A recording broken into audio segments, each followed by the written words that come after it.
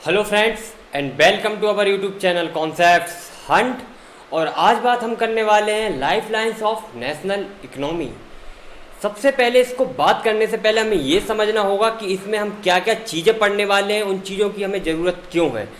Life line का मतलब क्या होता है, जो कि एक ज़रूरी साधन है किसी भी चीज़ के लिए। अगर हम अपनी बात करें, हमारी लाइफ लाइन क्या है, तो हमें खाने के लिए चाहिए होगा, हमें एक रहने के लिए घर भी चाहिए होगा, ठीक है। जो हमारी बेसिक सी नीड है, जो हमें एक जीवन जीने के लिए ज़रूरी है, वो हमारी क्या है, लाइफ लाइन्स। ऐसे ही जब भी किसी एक देश के पैसों की बात करते हैं, इकोनॉमी का मतलब क्या होता है, पैसा। तो पैसा कहाँ से आएगा, वो हमारे ऊपर खर्च करता है। आपने देखा होगा ना कि भारत सरकार की कुछ पॉलिसीज आ रही हैं जो इस तरीके से लोगों को हेल्प करेंगी। प्रधानमंत्री आवास योजना, और आप देख रहे होंगे जो रोड्स वगैरह बनाते हैं, इन सब के लिए पैसों की तो ज़रूरत पड़ती होगी ना। तो कैसे कोई कंट्री अपने यहाँ पर किस तरीके से जो वहाँ पर ज़रूरत की चीज़ें हैं उनको पूरा करने के लिए क्या क्या सोर्सेस होते हैं इनकम के, और कहाँ कहाँ वो खर्च करता है। तो जो इनकम होती है, जो सोर्स होती है, जैसे अगर हम बात करें, हम जो काम करते हैं उसका हम लोग पैसा चार्ज करते हैं।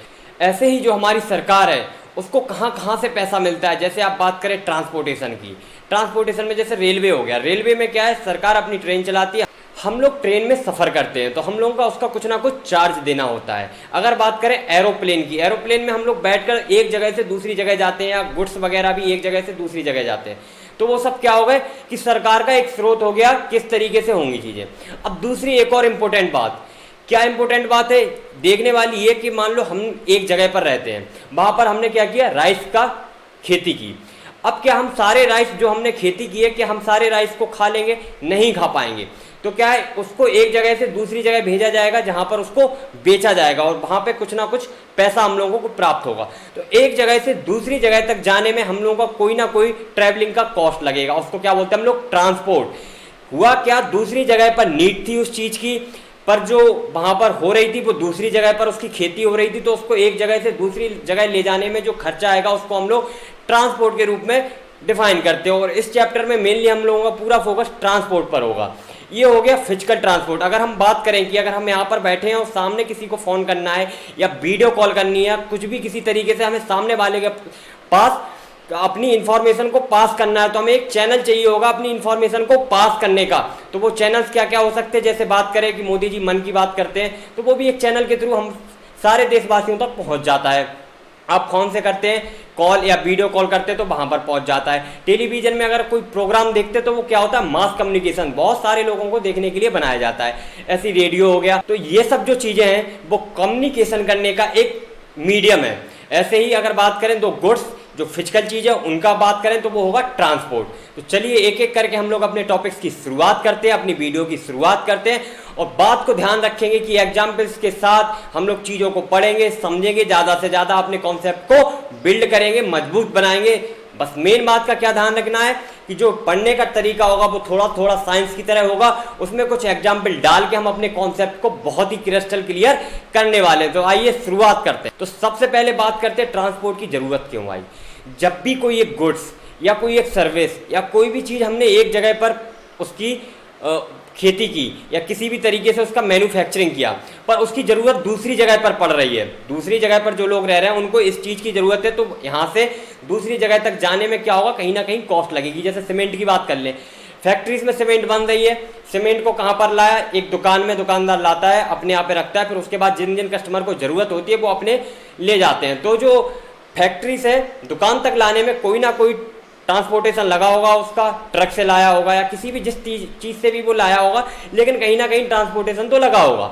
उसके बाद बात करें अगर खेती की, किसी ने अनाज किया या गेहूं की या चावल किया, जो भी खेती है, मटर, कुछ भी किया उसने, उसको क्या हुआ, ट्रैक्टर या ट्रक में भर के उसको ले जाते हैं मंडी में बेचने के लिए, वहां पे बेच के कुछ ना कुछ हमें पैसा मिल जाता है। The movement of goods and services from their supply location to demand location necessity the need for transport. मतलब कि एक जो गुड्स है यहाँ से दूसरी जगह ले जाने पे, क्योंकि दूसरी जगह जरूरत पड़ रही है, तो उसके लिए हम लोगों को क्या जरूरत पड़ती है, ट्रांसपोर्ट। अब जो मेनली जो ट्रांसपोर्टेशन होता है, अगर हम लोग बात करेंगे तो वो तीन तरीके से पॉसिबल है। एक तो बाई लैंड चली जाए कोई चीज़, या किसी वाटर के थ्रू, मतलब वहाँ पे वाटर बॉडीज आती होगी, कोई बीच में पड़ती होगी, उस वाटर बॉडीज का यूज करके हम लोग, जैसे नाव वगैरह हो गई, या इस तरीके से हम लोग। और एक क्या होता है, बाई एयर।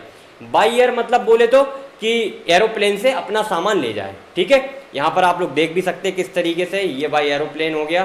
ठीक है, इस तरीके से कुछ ना कुछ तरीके से ट्रांसपोर्टेशन का मीडियम होना चाहिए। तो कौन कौन से मीडियम हो सकते हैं? लैंड, वाटर और एयर, इन 3 तरीके से हो सकता है। अब लैंड में किस किस तरीके से हो सकता है जरा देखिए आप। या तो रोड्स के थ्रू हो सकता है, रोड्स हम लोग देखते ही हैं, सामने कहीं भी मिल जाएंगे आपको roads, national highway, state highway, बहुत सारे हाईवे, सारे एक एक डिटेल करके पढ़ने वाले हैं आप, टेंशन मत लो एग्जाम्पल के साथ। रोड्स क्या होता है? ये क्या है, घर घर तक पहुंचा सकते हो आप। जैसे डिलीवरी बॉय होता है ना, अमेजोन या फ्लिपकार्ट या आप किसी की भी बात करें तो वो घर घर डिलीवरी करते हैं। तो बाई रोड्स ही तो आप घर घर डिलीवरी कर पाओगे। ट्रेन से अगर करने जाओगे तो ट्रेन जो रुकती है वो प्लेटफॉर्म पे रुकती है, घर तक नहीं पहुंच सकती आप। तो रोड्स वहां पर जरूरी होता है, इसीलिए हर एक चीज का अपना एक एडवांटेज है, इसीलिए उस चीज को यूज किया जाता है। ठीक है, अब बात करें जैसे रेल्स हो गई, रेल्स क्या है, थोड़ा सा सस्ता पड़ता है, चीप पड़ता है। अगर ज़्यादा दूरी करनी है तो वो चीप पड़ता है, और कुछ लोगों को बहुत ज़्यादा दूर जाना है तो वहाँ पर जो जिनके पास पैसा ज़्यादा है ना, वो भी रेलवे को प्रेफर क्यों करते हैं, वहाँ पर कंफर्ट के साथ वो जा सकते हैं। अब बात करते हैं पाइपलाइन, जैसे ऑयल्स वगैरह हो गए, पेट्रोल डीजल हो गए, ये सब क्या है, हमारे ऑयल्स हैं। तो ऑयल्स को पाइपलाइन के थ्रू हम लोग आराम से ट्रांसपोर्ट कर सकते हैं और ट्रांसपोर्टेशन का कॉस्ट भी हम लोगों का कम हो जाता है। ठीक है, और अगर सॉलिड्स को हमें ट्रांसपोर्ट करना है पाइपलाइन के थ्रू तो उसको क्या हम लोग सिलरी बनाकर कर सकते हैं। डायरेक्ट सॉलिड को अभी तक हम लोग पाइपलाइंस के थ्रू ट्रांसपोर्ट नहीं कर पा रहे हैं। अब बात करते हैं वाटर में। वाटर में किस किस तरीके से होता है, एक तो इनलैंड हो गया, एक ओवरसीज हो गया। इनलैंड बोले तो रिवर्स हो गई हमारी, जो कैनाल्स होते हैं, कुछ कैनाल्स हम लोगों ने बना रखे हैं कि जहां पर बोट्स वगैरह चला के हम लोग एक जगह से दूसरी जगह तक गुड्स ले जाते हैं। एक्चुअली वाटर के थ्रू ट्रांसपोर्ट करना सस्ता पड़ता है, इसीलिए हम लोगों का प्राइम फोकस क्या होता है, जो बड़ी बड़ी चीजें हैं जिनमें हमें ट्रांसपोर्टेशन कॉस्ट कम चाहिए है तो उनको हम किस तरीके से ले जाते हैं, वाटर के थ्रू ट्रांसपोर्ट कर ले जाते हैं। तो इनलैंड में क्या हो गया, जो कैनाल्स हो गए, जो आपके रिवर्स हो गए, उनके थ्रू जब हम लोग ट्रांसपोर्ट करते हैं उसको हम लोग बोलते हैं इनलैंड ट्रांसपोर्टेशन। उसके बाद अगर हम सीज की बात करें कि समुद्र में एक देश से दूसरे देश में कोई माल ले जाना है तो उसके थ्रू जो हम लोग करते हैं उसको ओवरसीज बोलते हैं। अब अगर बात करें एयर में, एक तो हो गया डोमेस्टिक, जो कि मतलब एक कंट्री के रीजन में, जैसे आपको यहाँ से दिल्ली से बोले तो गोवा जाना है तो आप डोमेस्टिक फ्लाइट्स के थ्रू जा सकते हो, या एक कंट्री के अंदर ही आपको अलग अलग लोकेशंस पर अगर ट्रैवल करना है तो आप डोमेस्टिक के थ्रू कर सकते हैं। अगर आपको एक कंट्री से दूसरी कंट्री में जाना है तो उसके लिए आपको क्या जरूरत पड़ेगी, इंटरनेशनल ट्रांसपोर्टेशन की। अब बात करते हैं डोमेस्टिक के अंदर भी 2 कैटेगरी में ये बट जाता है। कौन कौन सी कैटेगरी है, पब्लिक अंडरटेकिंग और प्राइवेट, मतलब कि कुछ है जिस पर केवल गवर्नमेंट का अधिकार होता है, गवर्नमेंट उनको फ्लाइट्स को रन कराती है, और कुछ होती है जो प्राइवेट। तो अब सबसे पहले हम बात करते हैं रोड बेस के साथ। एक्चुअली रोड इतना इंपॉर्टेंट क्यों है, अगर आप बात करें नॉर्मल भी लाइफ की, कि अगर वहां तक रोड्स नहीं पहुंच पा रहा है, वहां पर ट्रांसपोर्टेशन का सही प्रॉपर साधन नहीं है, क्योंकि रोड्स क्या होता है, एक बेसिक चीज है। स्टेशन, रेलवे का स्टेशन नहीं हो, काम चल जाएगा, कोई बड़ी बात नहीं, लेकिन कम से कम वहां तक साधन पहुंचने का कोई जरिया तो होना चाहिए। तो रोड्स क्या है, घर घर तक पहुंचना चाहिए, ताकि जो भी उसको जरूरत की चीजें हैं वो आराम से वो कैरी करते हुए अपने घर तक पहुंच जाए। तो इंडिया जो है one of the largest road network in the world, मतलब कि अगर वर्ल्ड की बात करें तो कुछ चुनिंदा देशों में से इंडिया भी एक देश है जो जिसके पास रोड का नेटवर्क बहुत बड़ा है। कितना है, 2.3 मिलियन किलोमीटर। एक्चुअली हमारी देश की आबादी भी आफ्टर चाइना नंबर 2 पर आती है। तो उस हिसाब से अगर देखें तो रोड्स पर अभी और काम करना जरूरी है। होता क्या है, कुछ रोड्स आपने देखे होंगे बहुत बढ़िया देखेंगे आप, स्टेट हाईवे, नेशनल हाईवे जबरदस्त, नो डाउट। बट अगर बात आती है गांव की तो ऐसे रोड्स कई कई जगह देखने को मिलते हैं कि पता चले बरसात से पहले वहां पर रोड थी, बरसात हो गई, रोड ढूंढनी पड़ रही है कि रोड कहां पर है। मैंने खुद कई बार ऐसी सिचुएशन देखी है कई जगह पर कि वहां पर रोड को ढूंढना पड़ गया कि रोड यहां पर था लेकिन अब है नहीं। ठीक है, तो अभी और ज्यादा जरूरत है रोड्स पर काम करने की, लेकिन अभी जिस तरीके से काम चल रहा है वो काफ़ी काबिले तारीफ है। और हम बात करेंगे रोड्स और रेलवे, इनमें सबसे पहले तो देखते हैं कि अंदर क्या है। एक बहुत बड़ा जो एडवांटेज निकल के आता है रोड्स का वो क्या है, तो सबसे पहले देखिए importance of roadways over railways. ये आपको रोड दिख रहा है, एकदम सुपर्ब वाला रोड लिया है यहाँ पर, जो एकदम अभी बोला ना कि गाँव वाला नहीं है, ये गाँव वाला नहीं है, ये जो नेशनल हाईवे, स्टेट हाईवे उनमें से है। और ये हो गई हमारी ट्रेन का जो ट्रैक है। तो सबसे पहले बात करते हैं, construction cost of roads is much lower. होता क्या है, जो ट्रेन वगैरह हमें चलानी है उसके लिए हमें पटरी कहीं ना कहीं ले करानी होती है, इस तरीके से पूरे जहाँ जहाँ हमें ट्रेन ले जानी है वहाँ वहाँ हमें पटरी डालनी पड़ेगी। तो उसका जो कॉस्ट आता है निकल कर बहुत आता है। ठीक है, तो सबसे पहली बात, कंस्ट्रक्शन करने के लिए जो कॉस्ट आता है वो रोड्स में बहुत कम आता है। उसके बाद अगर हम दूसरा एडवांटेज देखें तो जो रोड्स होता है ना, वो किसी भी ग्रेडियंट पर आराम से बना सकते हैं। ग्रेडियंट का मतलब क्या होती है, स्लोप। कोई भी एक स्लोप है तो वहां पर रोड्स बनाना ज़्यादा इजी है कंपेरेटिव टू रेलवे। बात क्लियर है। उसके बाद अगला एग्जाम्पल क्या है, डोर टू डोर सर्विस। मतलब कि कोई भी सामान अगर आपको ले जाना है, किसी को पर्टिकुलरली घर तक पहुंचाना है, तो वो किसके थ्रू पहुंचा सकते हो आप, रोड्स के थ्रू। रेलवे के थ्रू घर तक नहीं पहुंचेगा उसका सामान। बात क्लियर है। उसके बाद देखते हैं, roads can traverse comparatively more dissects and undulating topography. Undulating आपने देखा होगा ना, कुछ इस तरीके से चीजें होती हैं, ये कुछ हो गया इस तरीके से। यहां पर रोड्स को बनाना फिर से आसान है कंपैरेटिव टू रेलवे, क्योंकि रेलवे की जो ट्रैक हम बिछाएंगे उसको इस तरीके से बनाना और उसके बाद ट्रेन को रन कराना बहुत डिफिकल्ट हो जाता है। उसके बाद अगर हम बात करें, road transport is economical transport. मतलब कि ये ठीक ट्रांसपोर्ट पड़ता है। अगर हमें डोर टू डोर सर्विस करनी है और एक जगह से दूसरी जगह तक ले जाना है तो ये नॉर्मल पड़ता है, ज़्यादा कोई ज़्यादा कॉस्ट नहीं आती इसमें। और क्या हो गया, ये सबसे बड़ी अच्छी इसकी बात क्या है, जैसे अगर हम बात करें ये दूसरे जो मीडियम है, जैसे रेलवे हो गया या एयरवेज, हम लोग जो एरोप्लेन के थ्रू हम लोग ट्रांसपोर्ट कर रहे हैं, अगर हम उसकी भी बात करें ना, तो उसमें भी रोड्स की ज़रूरत होती है। क्या होगा कि हमें मान लो रेलवे स्टेशन से कहीं दूसरी जगह तक सामान ले जाना है, पर क्या जो मैन्युफैक्चरिंग हो रही है चीज़, वो क्या रेलवे स्टेशन पे हो रही है? नहीं, कहीं और फैक्ट्री में हो रही होगी। फैक्ट्री से रेलवे स्टेशन तक ले जाने में तो हमें रोड्स ही मदद करेगा।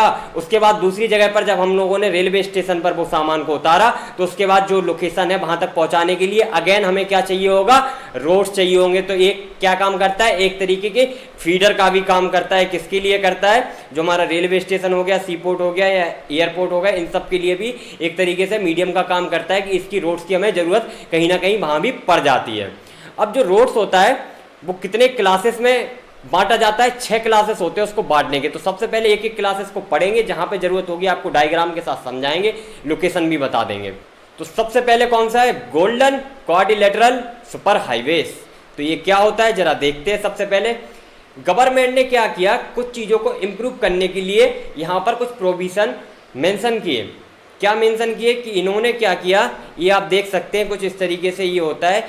6 लेन का ये हाईवे बनाया गया है। कहाँ कहाँ ये डेवलप किया गया, तो सबसे पहले हम लोग क्या ध्यान रखेंगे, दिल्ली, कोलकाता, चेन्नई और मुंबई। ये कितनी लेन है इसमें, 6 लेन सुपर हाईवेज है। ठीक है, ये north to south corridor linking Srinagar, Jammu Kashmir and Kanyakumari. और ईस्ट वेस्ट में कहाँ पे कनेक्ट करता है, सिलचर असम में और पोरबंदर गुजरात में। These highway project are being implemented by, किसके द्वारा ये बनाए जा रहे हैं, किसके द्वारा ये इम्प्लीमेंट किए जा रहे हैं, तो national highway authority of India NHAI। तो इस प्रोजेक्ट की खास बात क्या है, इसको क्यों डेवलप किया गया, ताकि जो हमें ट्रांसपोर्टेशन करना पड़े वो नॉर्मल रोड्स पर ना होकर एक जबरदस्त सुपर हाईवेज बनाया जाए, जहां पर क्या हो कि जो ट्रांसपोर्टेशन का कॉस्ट है, सबसे पहले तो टाइम कम हो जाएगा। जो 6 दिन में आपका माल पहुंचता था या गुड्स पहुंचते थे, वो अब उनका टाइम कम हो जाएगा और जल्दी से पहुंचेगा, तो ट्रांसपोर्टेशन का कॉस्ट भी कम आ जाएगा। तो इसी चीज को देखते हुए सरकार ने यहाँ पर कुछ प्रोविजन लाए इस हाईवे को बनाने के लिए। आपको ये डायग्राम में भी देख सकते हैं कुछ इस तरीके से, ये देख रहे होंगे आप, दिल्ली, ये इस तरीके से ये हो गया। ये क्या हमारा गोल्डन क्वाड्रिलेटरल सुपर हाईवे है। उसके बाद अगली कैटेगरी क्या है, नेशनल हाईवे। ये देख रहे हो आप, एकदम जबरदस्त दिखते हैं इनमें, यहाँ पर कोई डाउट्स नहीं है। डाउट्स कहाँ पर आते हैं, जो विलेज के हाई रोड्स होते हैं वहाँ पर क्या है, प्रॉपर नहीं है, वो आगे अभी हम आपको बताते हैं। तो नेशनल हाईवे की सबसे अच्छी बात क्या होती है, नेशनल हाईवे क्या करता है, जो एक्सट्रीम पार्ट्स ऑफ कंट्रीज हैं, तो कंट्री के कुछ मुख्य पार्ट होते हैं उनको ये कनेक्ट करता है। कुछ इस तरीके से मान लो ये मेन इंपोर्टेंट पार्ट्स है कंट्री में कहीं लोकेशन से, तो उनको कनेक्ट करने के लिए क्या बनाए जाते हैं, नेशनल हाईवेज। उसके बाद क्या होता है, एक प्राइमरी रोड सिस्टम होता है। आप समझ ही रहे हैं, जो अच्छे जबरदस्त पॉइंट्स हैं, जो फेमस पॉइंट्स हैं, जिन पे जहाँ ज़्यादा ज़रूरत पड़ती है, उनको कनेक्ट किया जा रहा है। तो प्राइमरी रोड सिस्टम तो होगा ही होगा। इसको किसके द्वारा अप्लाई किया जाता है, central public works department CPWD, ये इम्प्लीमेंट करने वाली एजेंसी है गवर्नमेंट की। A number of major national highways run in north south and east west direction. मतलब कि ईस्ट वेस्ट और नॉर्थ साउथ इसी डायरेक्शन में ये लोग अधिकतर फॉर्म होते हैं रोड्स। इसका मतलब ये नहीं है कि अगर ऐसा चला गया तो वो नेशनल हाईवे नहीं है, वो होगा, लेकिन जो मेजरली जो रोड्स होते हैं वो या तो ईस्ट वेस्ट में ट्राई करते हैं बनाने का या नॉर्थ साउथ में ट्राई करते हैं। अब बात करते हैं जो शेष शायद सूरी मार्ग है ना हमारा, इसको क्या बोलते हैं हम लोग, नेशनल हाईवे नंबर 1। ये आप लोगों को याद रखना है, ये डेटा है कि जो शेरशाह सूरी मार्ग है उसको क्या बोलते हैं हम लोग, नेशनल हाईवे 1। ये कहाँ से, दिल्ली टू अमृतसर है। ठीक है, उसके बाद हम लोग अगला रोड देखते हैं, स्टेट हाईवे। स्टेट हाईवे क्या है, इस तरीके से आप देख सकते हैं डायग्राम में। ये क्या करता है कि road linking a state capital, मतलब कि एक स्टेट किसी राज्य की एक राजधानी को डिफरेंट डिस्ट्रिक्ट हेडक्वार्टर, मतलब जो अलग अलग जिले में हेडक्वार्टर हैं उनको कनेक्ट कर रहा है। हमारा जो नेशनल हाईवे था वो कंट्रीज में कनेक्ट कर रहा था। स्टेट हाईवे क्या था, एक स्टेट में जो स्टेट की कैपिटल है वहाँ से क्या कर रहा है, अदर डिस्ट्रिक्ट्स के जो हमारे हेडक्वार्टर्स है उनको कनेक्ट करने की कोशिश कर रहा है। ये किसके द्वारा इंप्लीमेंट किया जाता है, पब्लिक वर्क्स डिपार्टमेंट। कौन सा पब्लिक वर्क्स डिपार्टमेंट, इस बार स्टेट का, क्योंकि ये क्या है स्टेट हाईवे, जो सेंट्रल वाला होता है वो central public works department CPWD, और जो स्टेट वाला होता है वो SPWD, ठीक है, इनके द्वारा किया जाता है। उसके बाद अगला अगर हम लोग बात करें तो डिस्ट्रिक्ट रोड्स में देख सकते हैं आप लोग, ये क्या होता है, दीस रोड्स कनेक्ट्स डिस्ट्रिक्ट हेडक्वार्टर। अब इस बार क्या हुआ, पहले क्या किया था, जो हमारा स्टेट था उसने क्या किया था, डिस्ट्रिक्ट के हेडक्वार्टर्स को कनेक्ट किया था। इस बार कौन करेगा, डिस्ट्रिक्ट के जो हेडक्वार्टर्स है वो क्या करेंगे, अदर प्लेसेस को कनेक्ट करेंगे इसी डिस्ट्रिक्ट के, ठीक है, मतलब एक ही डिस्ट्रिक्ट, ये इस बार क्या हो गया, डिस्ट्रिक्ट का काम करेगा, उस डिस्ट्रिक्ट के बाकी जगहों को ये कनेक्ट करेगा। इसका मेंटेन किसके द्वारा किया जाता है, जिला परिषद, सुना ही होगा आप लोगों ने नाम। उसके बाद क्या, अदर कुछ रोड्स आते हैं, ठीक है, आप देख रहे हो इस रोड्स की हालत देख सकते हो, ये क्या रूरल जो हमारे एरियाज में बनते हैं, जैसे गांव विलेजेस वगैरह हो गए, वहाँ पर ज़्यादा डेवलपमेंट नहीं है तो वहाँ पर इस तरीके के रोड्स देखने को मिलते हैं। तो रूरल रोड्स जो होते हैं जो क्या लिंक करते हैं, रूरल एरियाज को, विलेजेस को, टाउन को ये कनेक्ट करते हैं। तो एक कैटेगरी किस किस तरीके से होती है, अभी हम लोग क्या है, एक योजना चल रही है, उसको हम लोगों ने बहुत सुना है, क्या सुना है, प्रधानमंत्री ग्रामीण सड़क योजना, मतलब कि जो गाँव वगैरह में सड़क को इम्प्रूव करने के लिए काम किए जा रहे हैं, वो बढ़िया काम किए जा रहे हैं, और उसका नाम क्या है, प्रधानमंत्री ग्रामीण सड़क योजना। इसके लिए स्पेशल प्रोविजंस बनाए गए हैं ताकि हर एक गांव को कनेक्ट किया जाए, उसके दूसरे टाउन और सिटी वगैरह के साथ जोड़ा जाए, ताकि वहाँ पर डेवलपमेंट हो सके, वहाँ पर सारे गुड्स पहुँच सके, वहाँ से जो खेती हो रही है वो अच्छे दामों पर दूसरी जगहों पर बेची जा सके, क्योंकि ट्रांसपोर्टेशन अगर अच्छा होगा तो वहाँ से जो खेती वगैरह होगी, फसल वगैरह होगी, वो दूसरी जगह जल्दी पहुँच जाएगी। Under this scheme special provisions are made so that every village in this country linked to major towns in the country by an all season motorable roads. यही मैंने आपसे बोला अभी कि दूसरी जो आसपास के एरियाज हैं उनसे कनेक्ट करने के लिए किया जा रहा है। अभी मोटेबल और इमोटेबल क्या होते हैं और ऑल सीजन्स रोड्स क्या होते हैं, मतलब कि ऐसा रोड्स जो सारे सीजन्स में बर्स करे। इसीलिए मैंने आपको बोला था एग्जाम्पल्स के साथ समझिए, क्या दिया था मैंने एग्जाम्पल की, रेनी सीजन में अगर मान लो कोई एक रोड है, उसके बाद रेनी सीजन के बाद पता नहीं चलता वो रोड कौन है, तो उसको हम लोग ऑल सीजन रोड नहीं बोलेंगे। ऑल सीजन रोड्स वो होता है जो विंटर हो या आपका समर हो या आपका रेनी सीजन हो, बराबर आपको मिलना चाहिए वो। तो हमारी सरकार की कोशिश क्या है कि ऐसे रोड्स बने जो हर एक सीजन में चले। उसके बाद अगला कौन सा हमारा, बॉर्डर रोड, ठीक है। तो बॉर्डर रोड की बात करते हैं, ये किसके द्वारा इंप्लीमेंट किए जाते हैं, बॉर्डर रोड्स ऑर्गेनाइजेशन, किसके द्वारा, BRO बोलते हैं इसको, गवर्नमेंट ऑफ इंडिया के द्वारा ये बनाया गया है ऑर्गेनाइजेशन, ठीक है। ये क्या करता है, बॉर्डर वाले एरियाज़ में जो हमारी कंट्री है कुछ इस तरीके से यहाँ पर, तो कुछ इस तरीके से जो भी यहाँ पर है, तो ये जो बॉर्डर वाले एरियाज होते हैं ना, यहाँ पर मेनली किया जाता है फोकस इनके द्वारा कि कैसे किस तरीके से यहाँ पर रोड बनाना है, तो ये BRO करता है। BRO का साइन कुछ इस तरीके से होता है, देख सकते हैं ये बॉर्डर वाले रोड्स हैं। बॉर्डर वाले आप ये समझ लीजिए किसी कंट्री के साथ वहाँ पे बाउंड्री लग रही है, शेयर कर रहा है कोई कंट्री वहाँ पर अपनी बाउंड्री, तो उसके आसपास वाले रीजन्स जो होते हैं वो बहुत ज़्यादा सेंसिटिव होते हैं। तो सेंसिटिव एरियाज में वहाँ पे रोड बनना चाहिए या नहीं बनना चाहिए, बनना चाहिए तो किस तरीके का रोड बनना चाहिए, डिसाइड कौन करता है, BRO। अब बात करते हैं कि मटेरियल के बेस पर कैसे जो मटेरियल यूज हो रहा है रोड्स में, उसके बेस पर हम कैसे रोड्स को क्लासीफाई कर पाते हैं। तो इसके बेस पर एक आता है मेटल, एक आता है अनमेटल। मेटल वाले में क्या आता है, सीमेंट के द्वारा बने या जो क्या बोलते हैं उसको ऑल वेदर रोड, मतलब कि जो समर में भी चले, आपका विंटर में भी चले, रेनी सीजन में भी चले। देख भी लीजिए आप, कुछ बढ़िया एकदम ज़बरदस्त दिख रहा है ना, ये हमेशा चलेगा, ये कहीं भी वो होने वाला दिक्कत देने वाला नहीं है। ये सीमेंट बिटुमेन मेनली इसके बनते हैं। और दूसरी चीज़ इसका क्या होता है, ये किसके बनते हैं, रॉक्स वगैरह फिलअप करके बना देते ना नॉर्मली, बस काम चलाने के लिए, मिट्टी वाला देखते हो आप एकदम, ठीक है। उसके बाद अगली बात करते हैं हम लोग यहाँ पर, अब जो प्रॉब्लम्स आती हैं रोड ट्रांसपोर्टेशन के दौरान, वो कौन कौन सी प्रॉब्लम फेस करनी पड़ती हैं। क्योंकि अभी तक हम लोगों ने क्या किया, बहुत सारे एडवांटेजेस की बात करी कि रोड्स में ये एडवांटेज हैं, ये अच्छा होता है, रेलवे से अच्छा होता है, ये इसके लिए अच्छा होता है। पर अगर इसमें डिसएडवांटेज नहीं होते, अगर कुछ प्रॉब्लम्स नहीं होती, तो फिर हम इसी को यूज करते, हम क्यों रेलवे को यूज करते या किसी और चीज़ को यूज करते। तो अब बात करते हैं इसमें क्या क्या डिफिकल्टीज आती है, क्या क्या प्रॉब्लम्स आती है। तो क्या होता है, रोड नेटवर्क जो है इनएडिक्वेट, सफिशिएंट नहीं है, जिस हिसाब से हमारा ट्रैफिक का वॉल्यूम है, मतलब कि दिन ब दिन कार्स बढ़ती जा रही है, मोटरसाइकिल्स बढ़ती जा रही है, ट्रक्स बढ़ते जा रहे हैं, क्योंकि दिन ब दिन चीज़ों का मूवमेंट ज़्यादा हो रहा है, लोगों का ट्रांसपोर्टेशन ज़्यादा हो रहा है, लोग अपने आप प्रेफर करते हैं साधन ले जाना। उसकी वजह से जो रोड नेटवर्क है वो सफिशिएंट नहीं हो पा रहा है। और क्या दिक्कत आती है कि जो half of the roads are unmetalled, मतलब कि जितने रोड्स बने उसमें से बहुत ज़्यादा क्या है, अनमेटल्ड हैं, जो ऑल सीजन्स रोड नहीं है। तो इसकी वजह से भी क्या आता है कि रेनी सीजन में यूज करना मुश्किल हो जाता है। उसके बाद अगली प्रॉब्लम्स क्या आती है कि जो रास्ते में जब हम लोग ट्रैवल करते हैं तो देखते होंगे कहीं पे पुल वगैरह पड़ते हैं, कलवर्ट वगैरह पड़ते हैं, कोई नदी वहाँ से जा रही है, कोई छोटा नाला वहाँ पे जा रहा है, तो वहाँ पे क्या बनाना पड़ता है हम लोगों को, छोटा जो बनाते हैं उसको बोलते हैं कलवर्ट।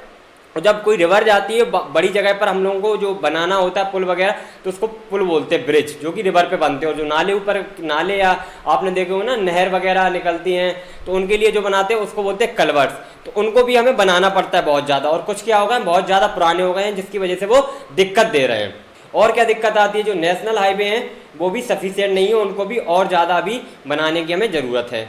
और उसके बाद क्या दिक्कत आती है, जब roads are highly congested in cities में क्या होता है, जो रोड्स होते हैं बहुत ज़्यादा कंजेस्टेड, आपने देखा होगा ट्रैफिक बहुत ज़्यादा लगता है। आप दिल्ली की बात कर लो, मुंबई की बात कर लो, तो मुंबई में बोलते हैं ना कि अगर आप एक हफ्ते के लिए घूमने गए तो छः दिन तो आपने किस में निकाल दिए होंगे, ट्रैफिक में निकाल दिए होंगे घूमने के चक्कर में। अगर आपने बाई रोड ट्रैवल करने की कोशिश की वहाँ पर तो क्या होगा आपका, आप ट्रैफिक में ही उलझे रहेंगे। उसके बाद अब हम बात करते हैं रेलवे की। रेलवे की अच्छी बात क्या है, बुरी बात क्या है, क्या दिक्कत आ रही है रेलवेज में, और क्या क्या चीज़ें इंप्रूव करने की ज़रूरत है। तो रेल आप देख सकते हैं यहाँ पर कुछ इस तरीके से। तो रेल क्या होता है, अगर आप बात करें ट्रांसपोर्टेशन की, जो बड़ा बड़ा माल आपने सुनी भी होगी ना, मालगाड़ी, तो ये सब क्या है कि जो कुछ तो पैसेंजर गाड़ी होती है, कुछ मालगाड़ी होती है। तो मालगाड़ी स्पेशली इसीलिए बनाई जाती है कि जो केवल गुड्स वगैरह को सप्लाई करे। जैसे आप बात कर ले सीमेंट की बोरी कहीं दूसरे स्टेट से दूसरे स्टेट तक आनी है, वहाँ पे मान लो कॉस्ट ज़्यादा लग रही, तो एक बार पूरी ट्रेन को लोड किया और ले गए, तो आपका जो वॉल्यूम आएगा जो गुड्स का वो बहुत ज़्यादा आएगा, मतलब कि बहुत ज़्यादा क्वांटिटीज़ में आप वो एक बार में ही लेके आ सकते हैं। पर दूसरी तरफ क्या होगा रोड्स में कि बहुत सारे ट्रक्स आपको लगेंगे, हो सकता है कॉस्ट भी आपकी ज़्यादा आ जाए। तो रेलवे का जो principal mode of transportation for freight and passengers in India, ठीक है। उसके बाद क्या होता है कि रेलवे क्या क्या और फैसिलिटीज़ प्रोवाइड करती है लोगों को, कि बिजनेस के लिए किसी को जाना है, आप बिजनेस के लिए भी क्या होते हैं, एसी वगैरह के भी होते हैं ना, first class, second class, third class. तो उसमें जो बिजनेसमैन लोग हैं वो आराम से ट्रैवल कर सकते हैं, उनको कोई भी दिक्कत नहीं होगी, पूरी एकदम बढ़िया से सुविधा मिलेगी उनको। पिलग्रिमेज मतलब कि जो पवित्र स्थानों पर यात्रा करने के लिए जाते हैं, आप बात करेंगे जैसे जम्मू कश्मीर में चले गए, या मतलब वैष्णो देवी की यात्रा करने के लिए चले गए, तो उन सब के लिए भी क्या होती है, ट्रेन काफ़ी सही रहती है। उसके बाद साइट सीइंग कहीं पे विजिट करने के लिए जाना है, और ट्रांसपोर्टेशन के लिए गुड्स भी काफ़ी लंबी लंबी दूरी तक आराम से आप लोग ट्रैवल कर सकते हैं। एक कंट्री से मान लो अगर हमें बात करने की इस छोर से हमें दूसरे छोर पर जाना है कंट्रीज़ के, तो हम ट्रेन से आराम से जा सकते हैं, कोई दिक्कत वाली बात नहीं है। Indian railway is the largest public sector undertaking in the country में क्या होता है, कई सारे पब्लिक सेक्टर होते हैं, वहाँ पर क्या है, जो रेल है हमारा वो सबसे बड़ा पब्लिक सेक्टर है वहाँ पर।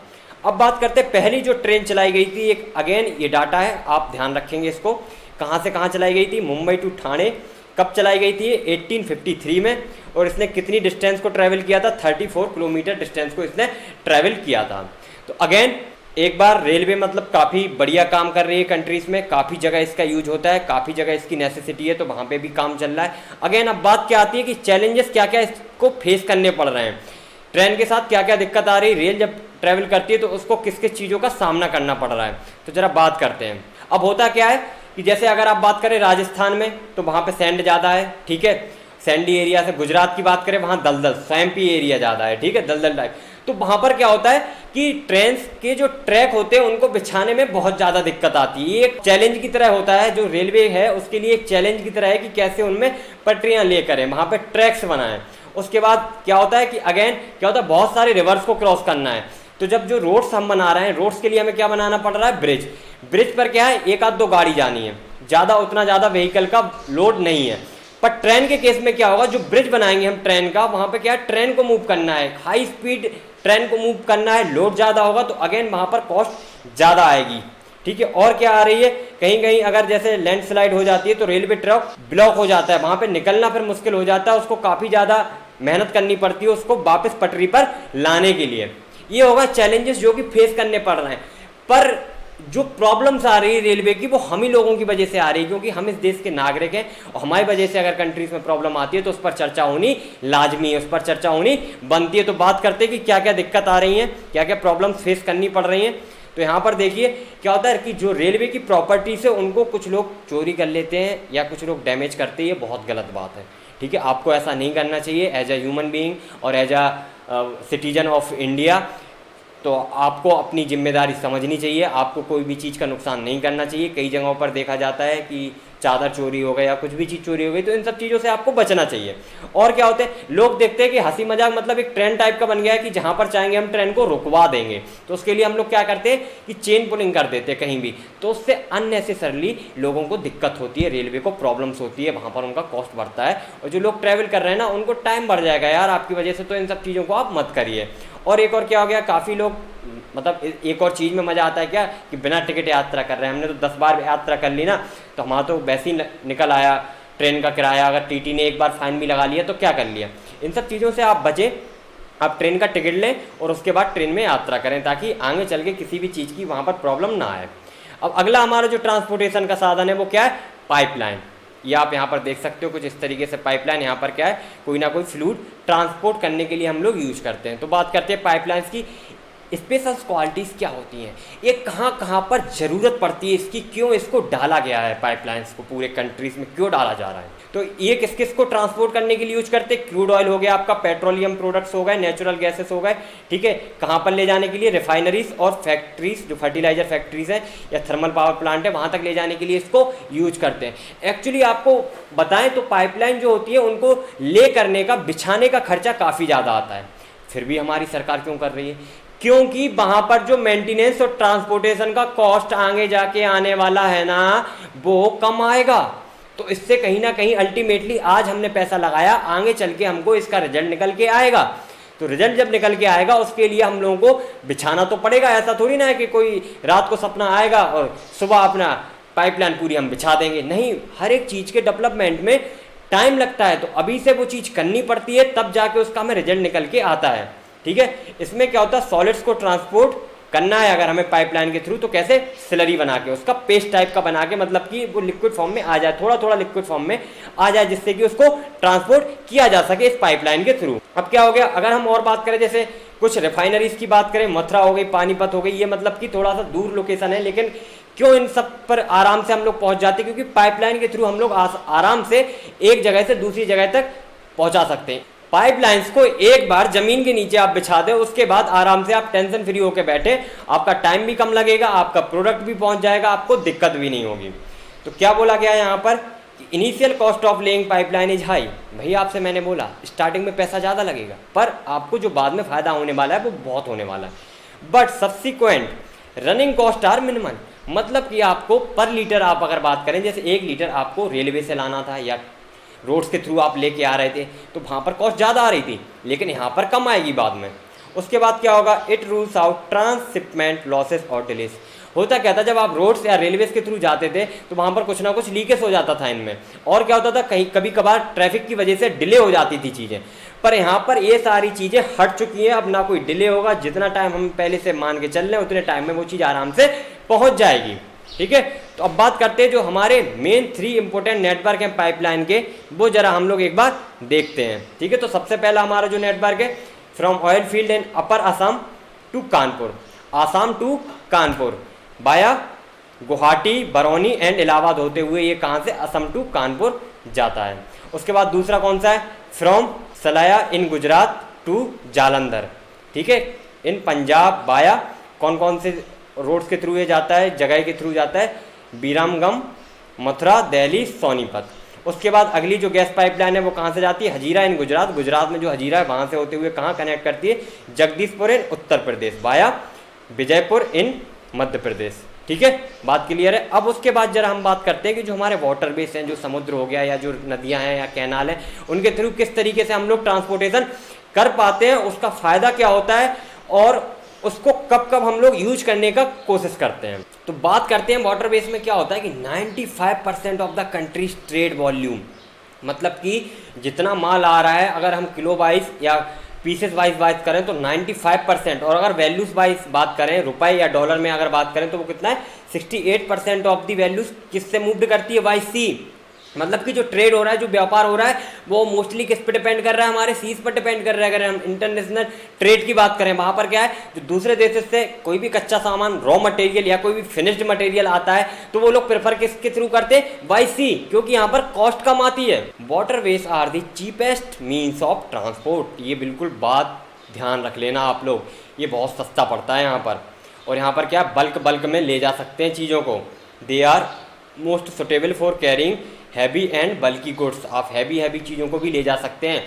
और एक कंट्री से दूसरे कंट्री तक ले जाने के लिए अगर बात करें हम एरोप्लेन का, अगर हमने सहारा ले लिया तो हमें वैसे ही पता है एरोप्लेन में बैठना हमारे लिए मुश्किल है, ऊपर से हमने अगर सामान भेजने लगे ज़्यादा तो क्या दिक्कत होगी, हमें कॉस्ट बहुत आएगी। लेकिन हाँ, जो प्रीसियस चीज़ें हैं, जिनकी वैल्यूज़ बहुत ज़्यादा है, उनको हम कभी कभार प्रेफर भी करते हैं कि भाई एरोप्लेन जल्दी पहुँच जाए और सेफ्टी के साथ पहुँच जाए। लेकिन कब, जब वो चीज़ बहुत प्रीसियस है, बहुत महंगी है। और नॉर्मली जो बल्कि और हैवी मटेरियल होते हैं उनको किसके थ्रू पहुँचाते हैं हम लोग, वाटरवेज के थ्रू। और क्या है, it is fuel efficient and environment friendly mode of transport, मतलब कि ज़्यादा इसमें पॉल्यूशन होगा नहीं, ईंधन इसमें जो फ्यूल लग रहा है वो ज़्यादा खर्च होगा नहीं, तो पॉल्यूशन ऑब्वियसली बात है कि वो ज़्यादा होगा नहीं। और क्या, अगर हम बात करें कि इंडिया है इनलैंड, मतलब कि जो अंदर की बात करें तो 14,500 यानी कि 14,500 किलोमीटर लेंथ में है। और उसमें से only 5,685 kilometre are navigable by mechanised vessel, मतलब कि जो मोटर बोट होती है ना, जो मैकेनिकली चलती हैं, तो उनकी वजह से केवल इतना एरिया है जो कि कवर हो पाता है। अब हम बात करते हैं जो हमारे नेशनल वाटरवेज है, कुछ हमने नेशनल वाटरवेज को मार्क कर रखा है।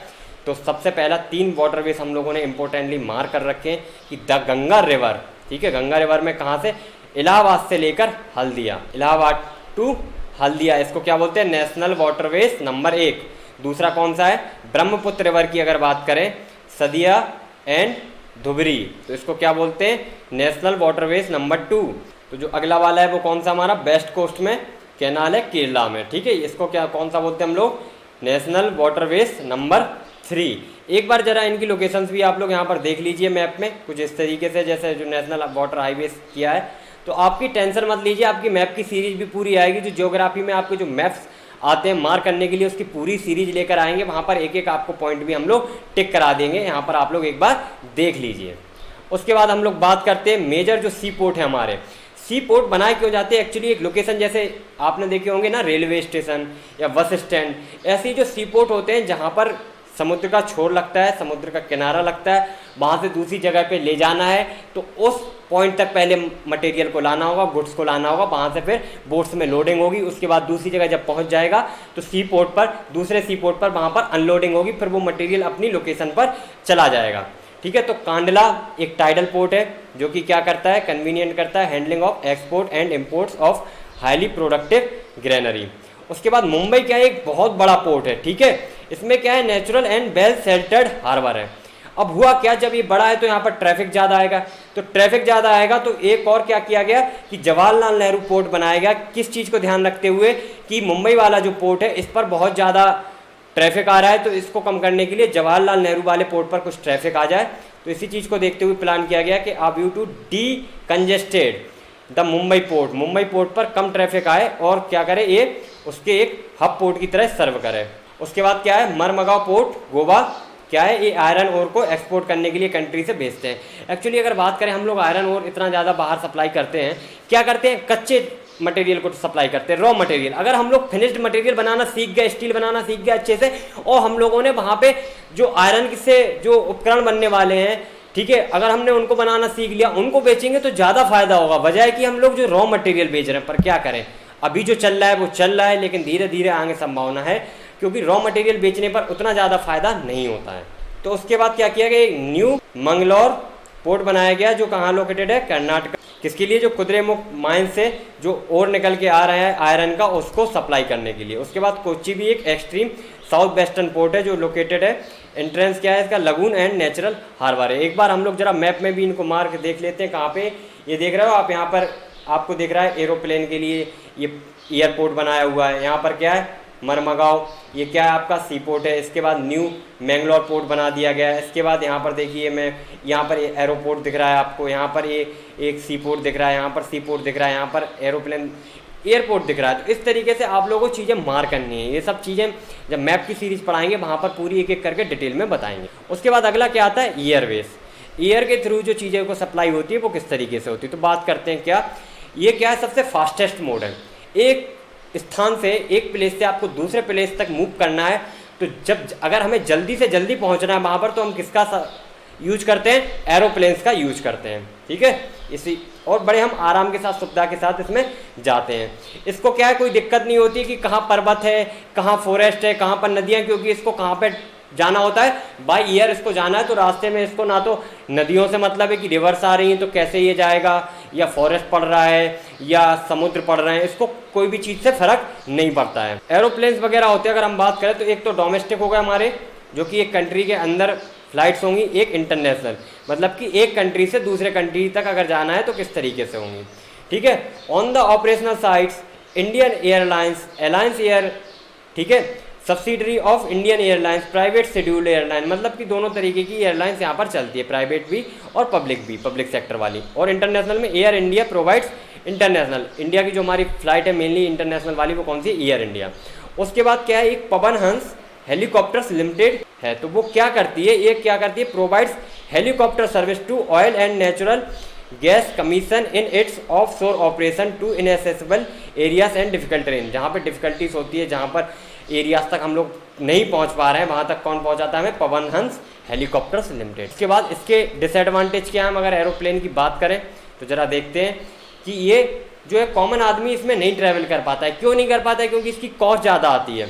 बात समझ आ रही ना, क्योंकि ये हर एक आदमी के पास इतना पैसा नहीं है कि वो इतना पैसा खर्च करके उसे जल्दी पहुंचना है, लेकिन उसके पास पैसा नहीं है कि वो दे सके इतना पैसा। उसके बाद अगर हम बात करें कि जो हमारा नॉर्थ ईस्ट स्टेट है, उन्होंने क्या किया, कुछ स्पेशल प्रोविजंस लाए हैं कि जिससे क्या हो सके, जो कॉमन आदमी है, जो आम नागरिक है, जिसके पास पैसा उतना ज़्यादा नहीं है, तो वो भी आराम से फ्लाइट को ट्रेवल कर सके। लेकिन अभी भी ये बहुत ज़्यादा कॉस्टली पड़ रहा है, इसीलिए लोग इसका यूज कम कर पा रहे हैं। अब बात करें हम लोग कम्युनिकेशन की, ठीक है। अब बात करें कि ये कोई एक भाई साहब है, राम भाई साहब, इनको श्याम भाई साहब से बात करनी है। सामने बात होंगे तो कोई दिक्कत नहीं है, सामने फेस टू फेस बात कर सकते हैं आराम से। पर अगर ये दूर आ गए तो इन्हें कुछ ना कुछ एक तरीका चाहिए होगा ना। अगर हम बात करें, ये क्या है, एक सेल फोन है, इससे हम लोग क्या कर सकते हैं, बात कर सकते हैं। या वीडियो कॉल करने के लिए भी हम लोग इसको यूज करते हैं। तो ऐसे ही कोई मीडियम चाहिए होगा इन भाई साहब को, किससे बात करने के लिए, श्याम भाई साहब से। तो क्या क्या मीडियम हो सकते हैं, STD पे जाके हम लोग फ़ोन कर सकते हैं, ये भाई साहब फ़ोन कर सकते हैं, हम लोग तो नहीं करेंगे ना, यही भाई साहब करेंगे, ये भाई साहब बात करेंगे। और क्या हो सकता है, मोबाइल के थ्रू बात कर सकते हैं। अगर मान लो इन भाई साहब की जगह कोई और बंदा है, उसको 100 लोगों से बात करनी है एक साथ, तो वो क्या करेगा, या तो टेलीविज़न पर अपना एक शो करेगा कि सब लोग देख ले उसको, या क्या होगा, रेडियो पर बोल देगा वो। तो बहुत सारे कम्युनिकेशन के जरिए होते हैं। जब 1 पर्सन टू 1 पर्सन करना हो तो बात अलग होती है, जब मास कम्युनिकेशन करना हो तो बात अलग होती है, और जब सामने होते हैं ना तो कोई दिक्कत नहीं होती है। पर अगर कहीं और है तो एक हमारी जो वॉइस को ट्रांसपोर्ट करने के लिए एक जो मीडियम चाहिए होता है, उसको क्या बोलते हैं हम लोग, कम्युनिकेशन करने का जो मीडियम चाहिए। तो हम लोग बात करते हैं कि कम्युनिकेशन किस किस तरीके से हो सकता है, क्या क्या चीज़ें हो सकती हैं।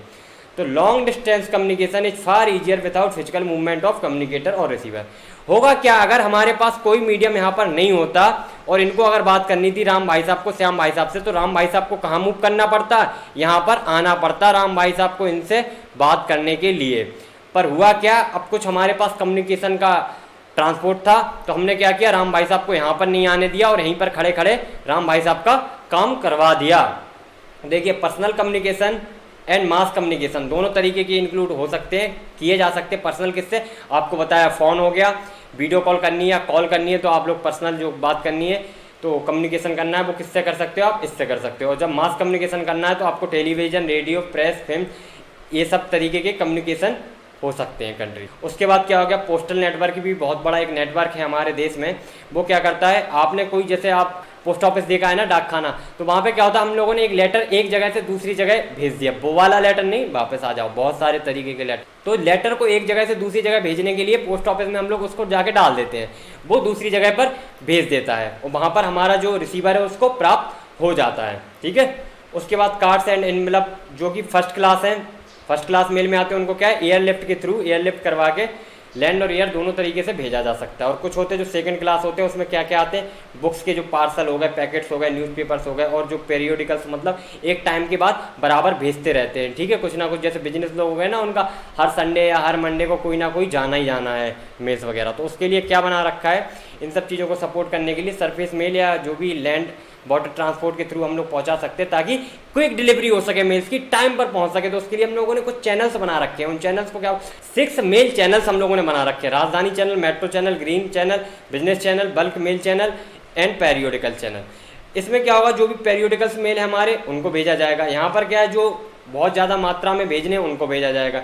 यहाँ पर क्या है, जो बिजनेस से रिलेटेड जितने भी मेल होंगे उनको भेजा जाएगा। यहाँ जो भी ग्रीन सिटीज़ हैं उनमें भेजा जाएगा। यहाँ पर जो मेट्रो सिटी है वहाँ तक पहुँचाया जाएगा। यहाँ पर जो भी राजधानी हैं उन तक पहुँचाया जाएगा, ताकि हमारे क्या है, जो भी मेल्स हैं या जो भी हमारा कम्युनिकेशन है वो जल्दी से जल्दी सामने वाली पार्टी तक पहुँच जाए। अब अगर हम बात करें टेलीकॉम सेक्टर्स की, तो इंडिया में टेलीकॉम सेक्टर्स काफ़ी अच्छे बूम पर है। और अगर एशिया में बात करें तो one of the largest sectors में से एक है हमारा इंडिया। तो India has one of the largest telecom networks in Asia, ठीक है। More than 2/3 of the village in India covered हो चुके, किससे, एसटीडी। एसटीडी का फुल फॉर्म क्या होता है, सब्सक्राइबर ट्रंक डायलिंग, एसटीडी, ठीक है। तो 2/3 ऑफ द विलेज, मतलब बोलने में लग रहा है कि 2/3 तक पहुंचा दिया, पर अभी भी 2/3 तक पहुंचा दिया, 1/3 क्यों बचे भैया, वहां भी पहुंचाना है। तो इस तरफ सरकार को ध्यान देने की जरूरत है। तभी तो आया ना वो जियो धन धनाधन धन, ताकि ज़्यादा से ज़्यादा लोगों को फ्री मिले और लोगों तक पहुंच जाए। उसके बाद वो बात अलग है कि बाद में फिर उन्होंने अपना पैसा बनाना शुरू कर दिया और आप लोगों को लत लगा दी है कि वहाँ पे पैसा दे के भी हमारा काम होना चाहिए, ठीक है। तो और क्या है, the government has made special provision to extend 24 hours STD facility to every village in our country. मतलब कि सरकार कुछ प्रोविजन से यहाँ पर ला रही है, लाती जा रही है, आगे भी लाएगी, ताकि क्या हो सके कि 24/7 मतलब 24 घंटे 7 दिन लोगों को सुविधाएं मिल सकें, एसटीडी की हर एक घर में हो और एक यूनिफॉर्म रेट हो, मतलब कि कॉल रेट्स जो हो वो सेम हो। It has been made possible by integrating the development in space technology with communication technology। ये सब किसके द्वारा संभव है, स्पेस टेक्नोलॉजी और कम्युनिकेशन टेक्नोलॉजी में अगर डेवलपमेंट होगा तो वहाँ से चीज़ें जब हमारी डेवलप हो जाएंगी, जब हमारे पास चीज़ें सारी होंगी, तो हम वो कम रेट पर भी अपने जो कंट्री के पीपल्स हैं उनको बेच सकते हैं, उनको आराम से सस्ते में मिल जाएगा। तो हर एक विलेज तक, हर एक घर तक आराम से ये पहुँच सकता है। अब अगर हम बात करें मास कम्युनिकेशन की, तो मास कम्युनिकेशन में क्या आता है, आपने देखा हो ना, जैसे एंटरटेनमेंट, कोई फिल्म से बनी, मूवी रिलीज हुई, सब लोग देख सकते हैं एक साथ, कोई बड़ी बात नहीं है। कोई सीरियल आ रहा है, देख रहे हो आप सब लोग, हर किसी के घर में, जिसके घर में टीवी लगी हुई है, सब लोग देख रहे हैं। आजकल आईपीएल चल रहा है, तो आईपीएल आराम से आप घर पे बैठ के सब लोग एक साथ एंजॉय कर रहे हैं। तो ये सब क्या है, मास कम्युनिकेशन हो रहा है। टेलीविजन हो गया आपका, न्यूज़पेपर में कोई भी हेडिंग आई तो सबको पता है। अगर दैनिक जागरण सब लोग पढ़ रहे हैं तो दैनिक जागरण का पता है। द हिंदू पेपर आता है तो द हिंदू वाले जो भी लोग पढ़ रहे हैं, तो मास कम्युनिकेशन हो गया, वो भी पूरा हमारा। मैगजीन्स हो गई, बुक्स हो गई, फिल्म्स हो गई, तो ये सब क्या है, मास कम्युनिकेशन का एक जरिया है। और क्या है, जरा देखिए, इंडिया रेडियो, आकाशवाणी नाम सुना है, ये क्या होता है, प्रोग्राम्स इस पर आते हैं, नेशनल और रीजनल, मतलब कि जो क्षेत्रीय भाषा में भी इसके प्रोग्राम्स आते हैं, कुछ और भाषाओं में भी आते हैं, और सारे कंट्रीज़ के पार्ट में, हर एक पार्ट में अलग अलग तरीके से ये पहुंच जाता है। उसके बाद क्या आते हैं, इंडिया पब्लिश क्या करती है, लार्ज नंबर ऑफ न्यूज़पेपर, ठीक है। और ये क्या है, लगभग 100 भाषाओं के आसपास पेपर जो होते हैं वो पब्लिश होते हैं। और क्या है, इंडिया क्या है, largest producer of features film, ठीक है, इन द वर्ल्ड। बात समझ रहे हैं ना आप, वो कितनी भी फिल्म बना लें, हमारी फिल्म अलग ही चलती हैं, ठीक है। उसमें कौन कौन सी फिल्म आती है, short film, video feature films आती हैं और वीडियो शॉर्ट फिल्म आती हैं। अब जो सर्टिफिकेशन होता है, जैसे आप देखते हो, A category, B category, C category, ये मूवी कौन से कैटेगरी की, 18+ वालों की है, 18+ वाले से नीचे वाले भी ये लोग देख सकते हैं। तो वो सब कौन बताता है, the central board of film certification is the authority to certify, ठीक है। उसके बाद अगर हम बात करें ट्रेड, तो सबसे पहले इंटरनेशनल ट्रेड से बात करने से पहले हमें बात करनी होगी ट्रेड क्या होता है, व्यापार क्या होता है। जब भी कुछ लोग आपस में कुछ चीज़ों का इंटरचेंज करते हैं तो उसको क्या बोलते हैं हम लोग, ट्रेड। पहले के ज़मानों में देखा था ना आपने कि जिसके पास मान लो मुर्गी हैं और किसी एक भाई साहब के पास चावल हैं, तो वो आपस में कहते थे कि भाई तुम हमें मुर्गी दे दो, हम तुम्हें चावल दे देंगे, ठीक है, तो हो जाता था। लेकिन आज की डेट में क्या है, मनी से होता है, पैसे से होता है सब कुछ, ठीक है। पैसा दो, अपना काम करो, हमने तुम्हें कोई चीज़ दी, उसके पैसे दो, फिर पैसे से हमें क्या करना है वो हम अपना खुद देख लेंगे। तो ट्रेड क्या होता है, the exchange of goods among peoples, state and countries is referred at trade. मतलब कि लोगों के बीच में, स्टेट्स के बीच में, कंट्रीज़ के बीच में। जब भी गुड्स का एक्सचेंज होता है तो उसको क्या बोलते हैं हम लोग? ट्रेड। तो द मार्केट, ये सब चीज़ें कहाँ पे होंगी? मार्केट में होती ना। हम लोग कोई सामान लेने के लिए जाते हैं, कहाँ जाते हो? आप बोलते हो ना मार्केट जा रहे हैं कोई सामान खरीदने। तो सारा जो भी व्यापार होता है वो कहाँ पे होता है? मार्केट। तो market is the place where such exchange take place. मतलब कि इतनी जितनी भी सारी चीज़ें हैं वो कहाँ पर होंगी? मार्केट में होंगी। अब जब भी ट्रेड होगा बिटवीन टू कंट्रीज तो उसको क्या बोलेंगे हम लोग? इंटरनेशनल ट्रेड, मतलब कि अंतर्राष्ट्रीय व्यापार। तो एक कंट्री जब दूसरे कंट्री को कुछ बेचती है, वहाँ से पैसा लेती है, जैसे अभी रफाल आया ना, तो ये क्या हो गया? एक इंटरनेशनल ट्रेड। हमने दूसरे देश से रफाल को खरीदा। ऐसे ही और कोई भी चीज़ कोई देश हमारे देश से खरीदता है तो उसके लिए इंटरनेशनल ट्रेड है। हमारे लिए भी है कि भाई दूसरे देश को हमने बेच दिया। उसके बाद क्या है? ये किसी भी रूट के थ्रू हो सकता है, सी, एयर और लैंड रूट, कोई भी रूट हो सकता है, कोई दिक्कत वाली बात। हमें पता भी है कि 3 ही रूट होते हैं, चौथा तो रूट होगा नहीं, तो इन सब तीनों रूट के थ्रू हो सकता है। अब क्या होता है? जो एडवांसमेंट होता है इंटरनेशनल ट्रेड का, वो क्या होता है? इकोनॉमिक जो आपका इंडेक्स होता है उसको ये बताता है। और क्या होता है? बैलेंस के बारे में भी जो कंट्री का बताता है, वो डिफरेंस बिटवीन एक्सपोर्ट और इम्पोर्ट। इस चीज़ को आप लोग बहुत अच्छे से समझिए। अब एक्सपोर्ट का मतलब होता है किसी भी चीज़ को हमने दूसरे देश को बेच दिया। इम्पोर्ट का मतलब होता है किसी दूसरे देश से हमने कुछ सामान खरीद लिया। अब मान लो कि ऐसा हो गया कि हमने किसी दूसरे देश को अपना माल ज़्यादा बेचा तो हमें ज़्यादा पैसा मिलेगा और उससे हमने खरीदा कम। तो क्या हम मतलब फ़ायदे में है ना? हम मतलब ये बोल सकते हैं ना कि हम अपना सामान तो प्रोड्यूस कर रहे हैं, साथ में सामने वाले को भी बहुत ज़्यादा सामान बेच रहे हैं, यानी कि हमारे जो लोग हैं वो बहुत काबिल हैं। तो इसको हम लोग क्या बोलते हैं? Balance of trade. When the value of export exceeds the value of imports it is called as favourable balance of trade. मतलब कि हम दूसरे वाले को ज़्यादा सामान बेच दें और हम उससे कम सामान खरीदें क्योंकि हमें ज़रूरत कम है कम सामान की, तो ये क्या हो गया? हमारी कंट्री के लिए अच्छा हो गया। मतलब कि हमारी कंट्री क्या हो रही है? माला माल हो रही है।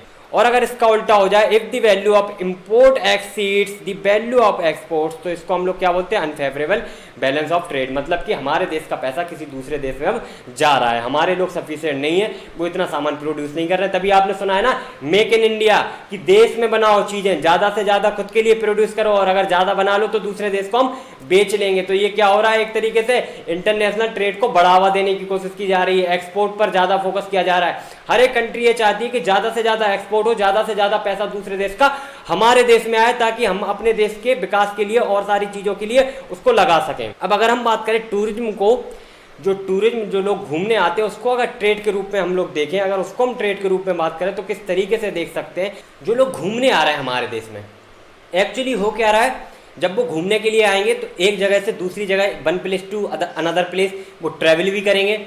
तो ट्रैवल का जो है खर्चा देंगे, तो वो खर्चा कहाँ पे चला जाएगा? अगर वो रेलवे के थ्रू जा रहा है तो हमारा इंडियन सरकार की उसमें चला जाएगा।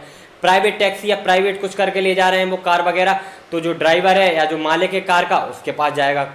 अब वो जब घूमने के लिए जाएंगे तो रास्ते में कुछ सामान भी खरीदेंगे खाने पीने का, तो उससे एक और दुकानदार को फ़ायदा हो गया। उसके बाद हमारे यहाँ के ट्रेडिशन को सीखेंगे, हमारे यहाँ की कलाओं को सीखेंगे, जो हैंडीक्राफ्ट्स होते हैं, हस्तकलाएँ, जो लोग हाथों से मटेरियल बना बना कर बेचते हैं, उनके माल को भी वो लेंगे, उनके गुड्स को भी लेंगे। तो अल्टीमेटली टूरिज्म से एक कोई डायरेक्ट पर्टिकुलर सेक्टर को फ़ायदा नहीं होता है, ये बहुत सारे सेक्टर्स को फ़ायदा करता है। इसीलिए हमारी सरकार का बहुत ज़्यादा फोकस हो गया है कि टूरिज्म को ज़्यादा से ज़्यादा बढ़ावा दो, दूसरे देश के लोग यहाँ पर आएँ, घूमें, हमारी संस्कृति को सीखें, ताकि होगा क्या? हमारी जो संस्कृति, हमारे जो ट्रेडिशंस है वो दूसरे देशों तक फैलें, ताकि दूसरे देश भी प्रभावित हो कि भाई इंडिया में बहुत अच्छे ट्रेडिशन है, वहाँ पर ये कल्चर होता है, वहाँ पर ये कल्चर होता है। तो अल्टीमेटली ये हमारी कंट्री की रेपुटेशन को बढ़ाएगा, हमारे देश की इकोनॉमिक्स को बढ़ाएगा, इकोनॉमी को बढ़ाएगा, हमारे लोगों के पास पैसा होगा, उनकी लाइफ बेहतर होगी, वो दूसरे जो कंट्रीज़ के लोग आ रहे हैं उनसे भी कुछ ना कुछ सीख लेंगे और वहाँ से कुछ ना कुछ चीज़ें सीखेंगे।